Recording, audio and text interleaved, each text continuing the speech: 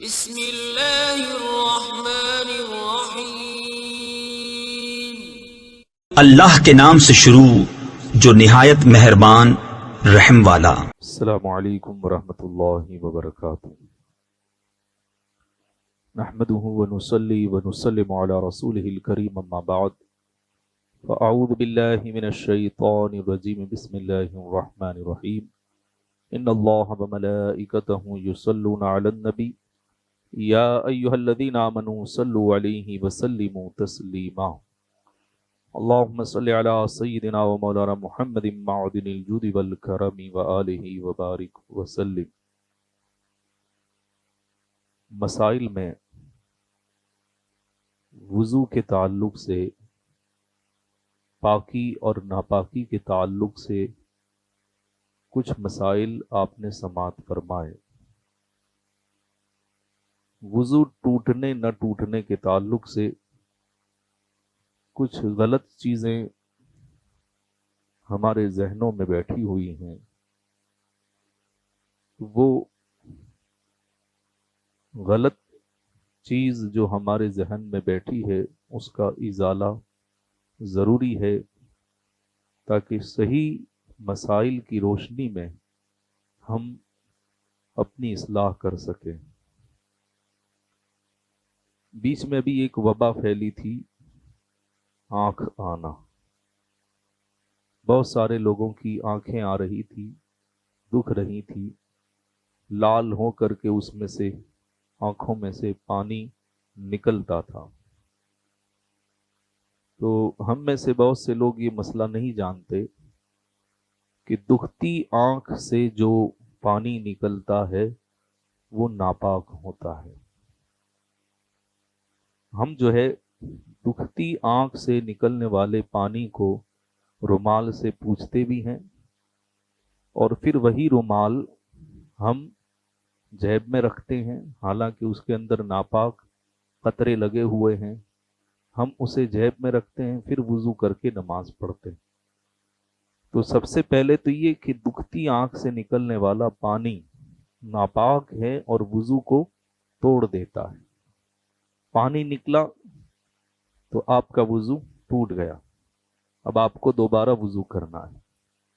اسی طرح جس رومال سے آپ وہ آنسو کے قطرے پوچھ رہے ہیں تو وہ رومال بھی جیب میں رکھ کر کے آپ نماز نہیں پڑھ سکتے، کیونکہ اگر وہ نجاست زیادہ ہوگی تو آپ حامل نجاست کے حکم میں ہو کر کے جو ہے آپ کی نماز صحیح نہیں ہوگی۔ تو اس لیے یہ مسئلہ ذہن میں رکھنا ضروری ہے کہ دکھتی آنکھ سے نکلنے والے پانی سے وضو ٹوٹ جاتا ہے اور وہ ناپاک ہوتا ہے۔ جس کپڑے میں لگ جائے گا اس کپڑے کو بھی وہ پانی ناپاک کر دے گا۔ اسی طریقے سے یہ مسئلہ خاص نوجوانوں کے لیے ماہ رمضان میں تراویح میں جب بچے اور نوجوان ساتھ میں ہوتے ہیں، یا پھر جمعہ میں زیادہ تعداد ہوتی ہے اور اس میں بچے بھی ہوتے ہیں، کچھ ہمارے جوان بھائی بھی اس میں شامل ہو جاتے ہیں ہنسی مذاق میں، اور نماز کی حالت میں ہنسی مذاق شروع ہو جاتا ہے۔ تو یہ تو بہت بری بات ہے کہ اگر کوئی غیر ہماری نماز کا مذاق اڑائے تو ہم برداشت نہیں کرتے، اور ہم خود نماز میں ہنسی مذاق کر کے نماز کا گویا مذاق اڑا رہے ہیں، کہ ہم یہ ذہن دے رہے ہیں کہ نماز کی کوئی اہمیت نہیں ہے۔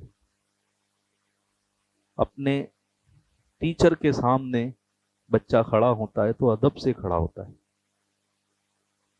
اگر کوئی گھر کا وڈیل ہے، بڑا ہے، اس کے سامنے بچے ہمارے نوجوان کھڑے ہوتے ہیں تو ادب سے کھڑے ہوتے ہیں۔ اور آپ نماز میں کس کے سامنے کھڑے؟ اللہ کے سامنے۔ یہ آپ کے ٹیچر کو پیدا کرنے والا، آپ کے سر کو پیدا کرنے والا، آپ کے سیٹ کو پیدا کرنے والا، یہ ساری کائنات کو پیدا کرنے والا رب ہے۔ جب اس کے محبوب کا یہ مقام ہے کہ نفس گم کردمی آیت جنید و بایزید جا، ہمارے آقا کے دربار میں حاضری بڑوں نے کس طریقے سے کی کہ وہاں زور سے سانس لینا بھی گوارا نہیں کرتے تھے کہ کہیں سانس کی آواز بلند ہو کر کے بے ادبی میں شمار نہ ہو جائے۔ تو ادب گاہست زیر آسماں از عرش نازک تر، یہ حضور کے روزے کے بارے میں کہا گیا۔ تو پھر اللہ کی بارگاہ، تو اس لیے نماز کا ادب و احترام ضروری ہے، لیکن ایک مسئلہ ہمارے نوجوانوں کو معلوم نہیں ہوتا۔ اگر حالت نماز میں اتنی آواز سے ہنسا کہ خود سنا، پاس والوں نے نہ سنا، تو نماز ٹوٹ گئی۔ اتنی آواز سے ہنسا کہ خود سنا اور بازو والے نے نہیں سنا تو اس کی نماز ٹوٹ جائے گی۔ اور اگر اتنی آواز سے ہنسا کہ بازو والے نے بھی سن لیا تو اب صرف نماز نہیں ٹوٹی، وضو بھی ٹوٹ گیا۔ نماز اور ساتھ میں وضو، دونوں چیزیں زور سے ہنسنے پر، اتنی آواز سے ہنسنا کہ بازو والا سن لے، وضو بھی ٹوٹ جائے گا۔ اب ہمارے نوجوان ایسی غلطی کرتے ہیں کہ نماز میں زور سے ہنس دیا اور پھر سوچتے ہیں کہ ابھی تو نماز ہی ٹوٹی ہے، پھر سے رکعت باندھ لیتے ہیں، شروع کر دیتے ہیں۔ ناپاکی کی حالت میں وہ نماز پڑھتے ہیں، بے وضو ہونے کی حالت میں وہ نماز پڑھ رہے ہیں۔ تو یہ مسئلہ معلوم نہ ہونے کی وجہ سے ہوتا ہے۔ تو نماز کی حالت میں اگر کوئی اتنی آواز سے ہنسے گا کہ بازو والا بھی سن لے گا تو نماز بھی ٹوٹے گی اور وضو بھی ٹوٹ جائے گا۔ اور اگر اتنی آواز سے ہنسا کہ خود نے سنا، بازو والے نے نہیں سنا، تو صرف نماز ٹوٹے گی، وضو نہیں ٹوٹے گا، اس کو پھر سے پڑھنی۔ اور اگر صرف مسکرایا حالت نماز میں کہ نہ خود نے سنا نہ بازو والے نے سنا، تو اس صورت میں نہ نماز ٹوٹے گی نہ وضو ٹوٹے گا۔ تو ان مسائل کا علم ہونا ضروری ہے۔ جو آنسو رونے میں نکلتے ہیں نہ ان سے وضو ٹوٹتا ہے نہ وہ نجس ہیں۔ رونے میں جو آنسو نکلتے ہیں تو حالت نماز میں اگر عذاب کی آیتیں سنی اور اللہ کا خوف دل پر طاری ہوا، یا اللہ کی نعمتوں کا ذکر سنا اور اپنی ناشکری کا احساس ہوا کہ وہ ایسا کریم اور ہم اس کی ایسی نافرمانی کر رہے ہیں، اس کی ناشکری کر رہے ہیں، تو دل میں ایک احساس پیدا ہوا، آنکھوں سے آنسو جاری ہو گئے، تو رونے سے جو آنسو آنکھ سے نکلتے ہیں وہ پاک ہیں، ان سے وضو بھی نہیں ٹوٹتا۔ گھٹنا یا سطر کھلنے سے وضو نہیں ٹوٹتا۔ ہم میں سے بہت سے لوگ یہ سمجھتے ہیں کہ اگر گھٹنا کھل جائے گا تو وضو ٹوٹ جائے گا، یا سطر کھل جائے گا ہمارا تو وضو ٹوٹ جائے گا۔ اسی لیے کچھ لوگ کپڑے چینج کرتے ہیں تو پھر دوبارہ وضو کرتے ہیں کہ میں نے تو کپڑے نکالے تھے، تو کپڑے نکالنے سے میں برہنہ ہوا تو میرا وضو ٹوٹ گیا۔ تو برہنہ ہونے سے، کپڑے نکال دینے سے وضو نہیں ٹوٹتا ہے۔ تو اس کو خاص دھیان میں رکھنا چاہیے۔ بہت سارے حضرات اسی وجہ سے غسل کرنے کے بعد پھر وضو کرتے ہیں کہ ہم نے تو کپڑے چینج کیے، غسل تو کیا تھا لیکن برہنہ تھے، پھر جو ہے کپڑے پہنے اور اب وضو ہمارا تو تھا نہیں تو پھر سے وضو کرنا ضروری ہے۔ ایسا نہیں ہے۔ تو برہنہ ہونے سے، کپڑے بغیر ہونے سے وضو نہیں ٹوٹتا ہے۔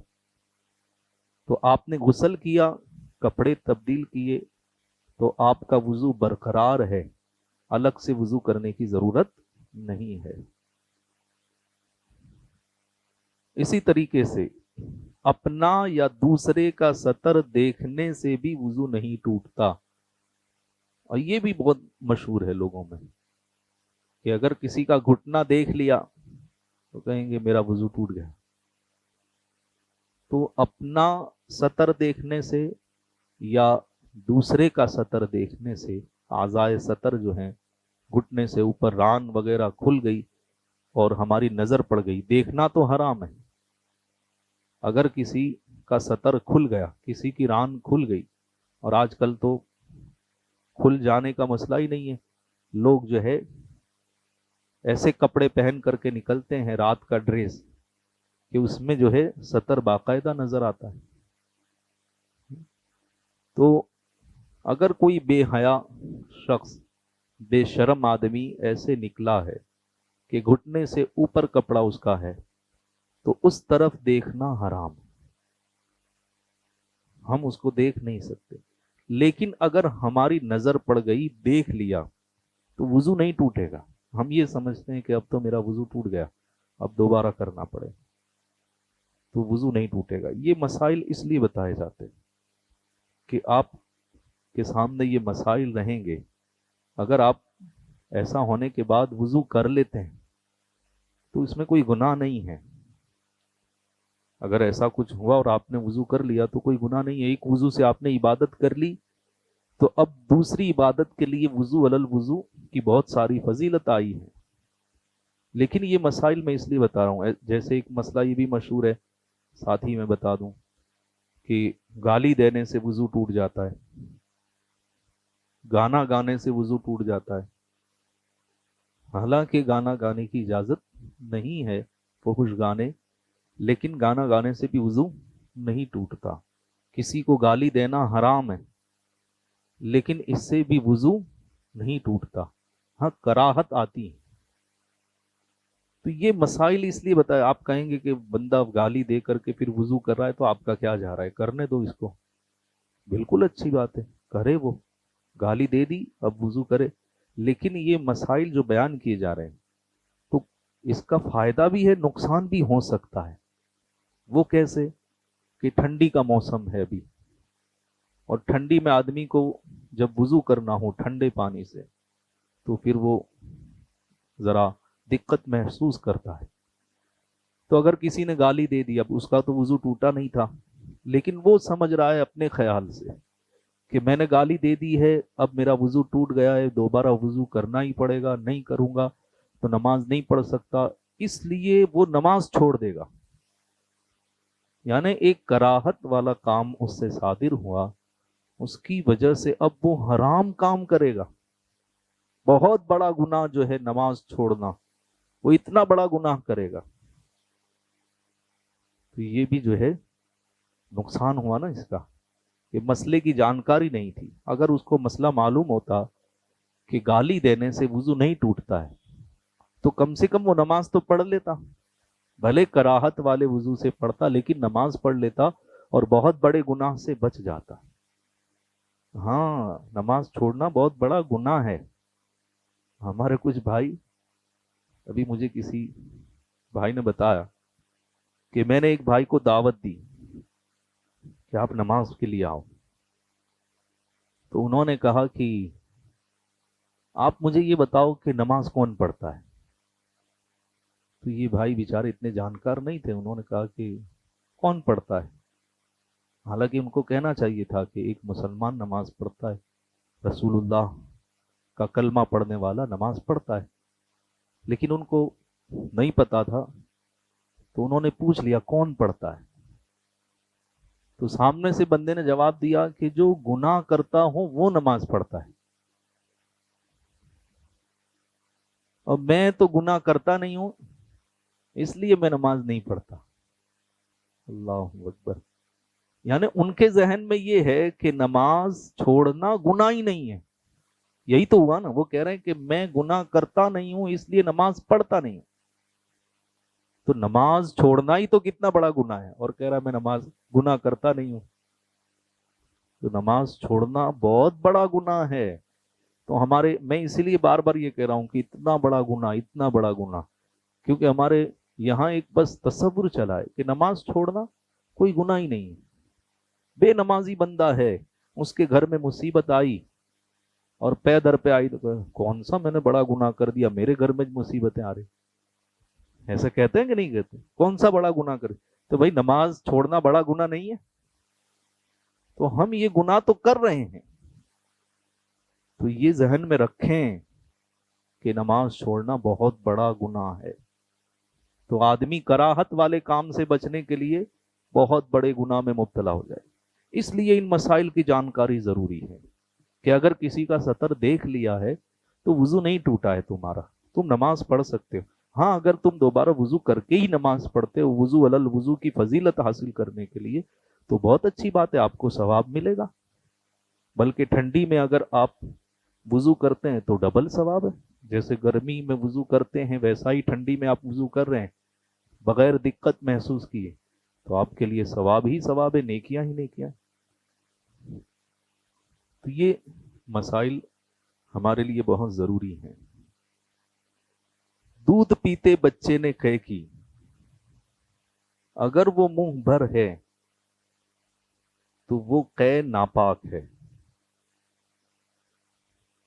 زیادہ تر یہ سمجھا جاتا، پہلے تو یہ مشہور تھا کہ دودھ پیتے بچے کا پیشاب بھی پاک ہے،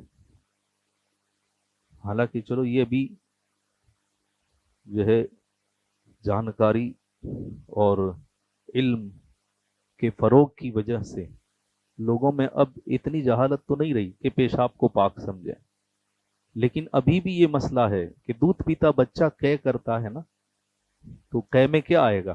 دودھ آئے گا۔ تو لوگ یہ سمجھتے ہیں کہ بچے نے جو قے کی ہے اس میں تو دودھ نکلا ہے، تو یہ تھوڑی ناپاک ہوگا۔ تو اس لیے بدن پر لگنے کی صورت میں خاص کر خواتین، وہ بدن پر لگ جاتی ہے اس کی قے، پھر بھی وہ کپڑے چینج نہیں کرتی اور نماز پڑھ لیتی، تو اس لیے یہ خاص مسئلہ بیان کیا جا رہا ہے کہ بچے نے، دودھ پیتے بچے نے اگر قے کر دی ہے اور وہ منہ بھر ہے، یعنی اس کو وہ روک ہی نہیں سکا اور نکل گئی، تو اس صورت میں یہ جو قے ہے یہ ناپاک ہے۔ بدن میں جس طریقے سے پیشاب کے قطرے لگنے سے اس کو پاک کرنا ضروری ہوتا ہے، ایسے ہی قے کے ذرات جو بدن میں لگے ہیں ان کو بھی پاک کرنا ضروری ہے۔ ہاں ایک صورت ہے قے کے پاک ہونے کی، وہ کیا ہے کہ دودھ پیا اور ابھی معدے میں نہیں گیا، سینے تک ہی تھا اور وہ بچہ الٹ گیا، جیسے کہ دودھ پیتے ہی فوراً آپ اس کو الٹا سلا دو تو وہ قے کر دے گا، کیونکہ وہ سینے میں جو ہوگا وہ نکل جائے گا۔ تو ایسی صورت آئی کہ ابھی تو سینے تک دودھ پہنچا تھا، آپ نے اس کو الٹا سلا دیا اور وہ نکل گیا، یا کسی اور صورت میں سینے والا دودھ نکلا، ابھی بچے کے معدے میں نہیں پہنچا تھا، تو پھر وہ پاک ہے اور اس سے جو ہے کپڑا ناپاک نہیں ہوگا۔ اللہ تبارک و تعالی ہم سب کو علم دین اور علم شریعت حاصل کرنے کی اور اس پر عمل کرنے کی توفیق عطا فرمائے۔ السلام علیکم ورحمۃ اللہ وبرکاتہ۔